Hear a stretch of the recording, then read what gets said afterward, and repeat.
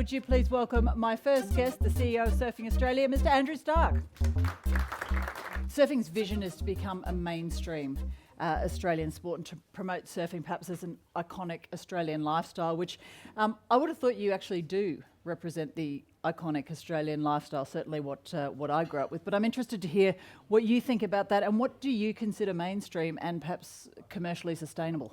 For many years, surfing has been a core sport in the sense that it was very much funded by the core surfing brands, the Quicksilvers and Billabongs and Rip Curls and so on. And we made a very concerted effort towards getting into the mainstream in terms of working with mainstream sponsors.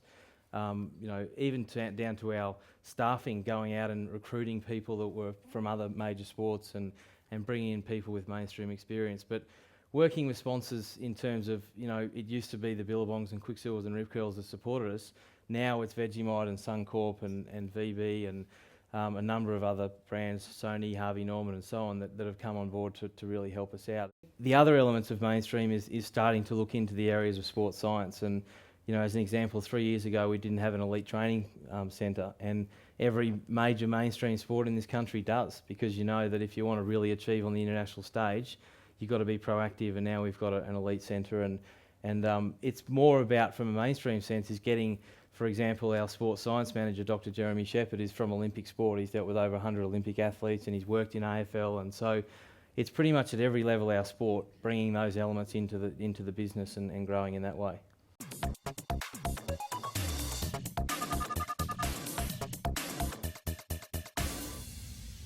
You launched Surfing Australia TV. Can you tell us a little bit about that journey? Because it is those other sports that actually grab the television rights. Tell us about your television experience. Yeah, look, I think television for surfing has always been challenging. The one way to think about it is that a tennis match will start at a certain time, or a football game is 4 o'clock on a Saturday afternoon. We have surfing events that go for 12 days. There's a 12-day window, and the 6 of the best days are chosen so that the best possible surfing conditions. That's been a challenge for our sport. That it's also why we've also gone down the path of internet broadcasting and webcasting. But in particular, our TV show, through this whole business approach and becoming more mainstream, we knew that we needed to start telling our story. And the one thing that surfing probably failed in was actually telling people what we did. And we did have some great programs, and we're continuing to launch those, but it's really important that we get them out there. Pretty much everything we do, we produce content-wise. Well, that programming has included Surf Girl TV, which was funded by Women in Sport Media Grant. Can you tell us a little about that and how perhaps it's increased your exposure? Yeah, the Women in Sport Media Grant was really designed to promote women's surfing, and the KPI against that was really, let's put the best female surfers in the best Australian events on the stage and into the media more. And obviously, it's difficult to compete in some sports and in mainstream media, the male-female ratio of television.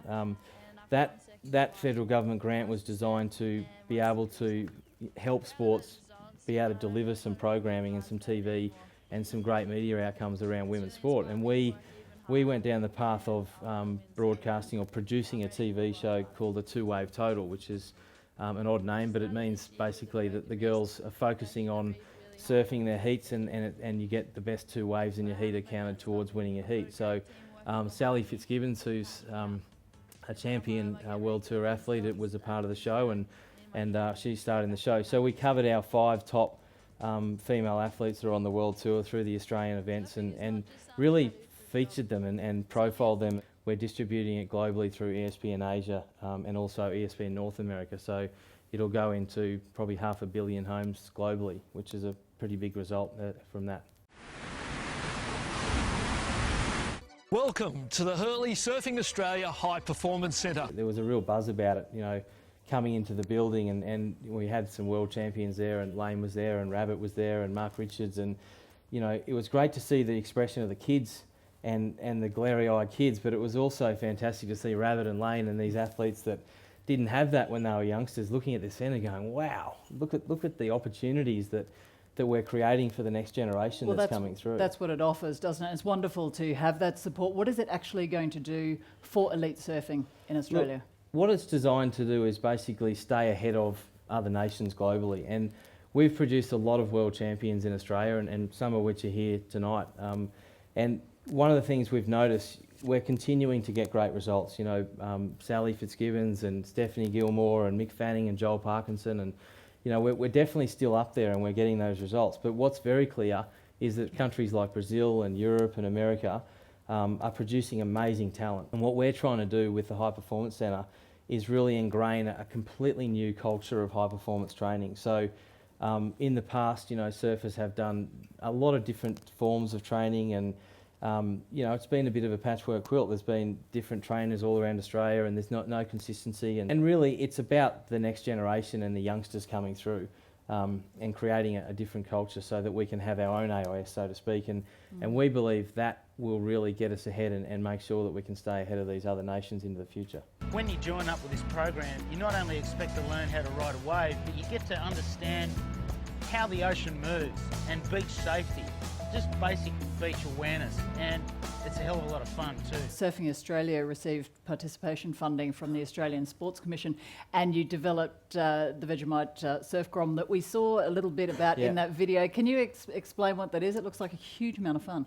Parents of young kids had Auskick, and they had nippers, and they had, you know, Net Set Go and the cricket programs, and all the big sports had these fantastic junior programs for 5 to 12-year-old kids. And surfing never had that. In essence, when people learned to surf in the past, it was very much that it was through a family friend or a friend of a friend, or their dad surfed, or, you know, it was always that you might have gone to a surf school. But what we've done now is brought in kids into our sport that we never would have achieved. We never would have had them. And in the first year, we had 8,000 kids go through the program. What value has surfing got to Australia as a whole? Oh, look, I think there's enormous health values. The best thing about surfing is that we're a whole of life sport. You know, so you can learn when you're 5 and you're still surfing when you're 60 and 70, and you know, you can enjoy it your entire life. People love our champions. You know, they're household names. There's not every sport in Australia has world champions that are household names, and Rabbit Bartholomew and Barton Lynch and Tom Carroll and Lane Beachley, and you know, these names that all of you probably recognise have been part of our culture for many years. What do you believe the net worth, dollars-wise, of the surfing industry is? A few years ago, there's some indications that the surf retail industry in Australia was around $2 billion. So, you know, I'm not sure that it's at that anymore based on what's happened to Billabong, and you know, the surf retail industry is obviously in a fair bit of pain at the moment, as is retail in Australia. So it certainly would have come back a few notches, but it's a big industry. It's the retail sector and surfboard manufacturing. There's tens of thousands of surfboards sold in Australia every year. The new stand-up paddleboarding craze. There's container loads full of SUP boards coming into Australia and being manufactured in Australia. That whole particular element of our sport's taking off. So yeah, I mean, it's a big industry, and one that we hope will continue to grow. Andrew Stark, you're a wonderful man. Thank you very much for coming Thanks up. a lot. Yeah.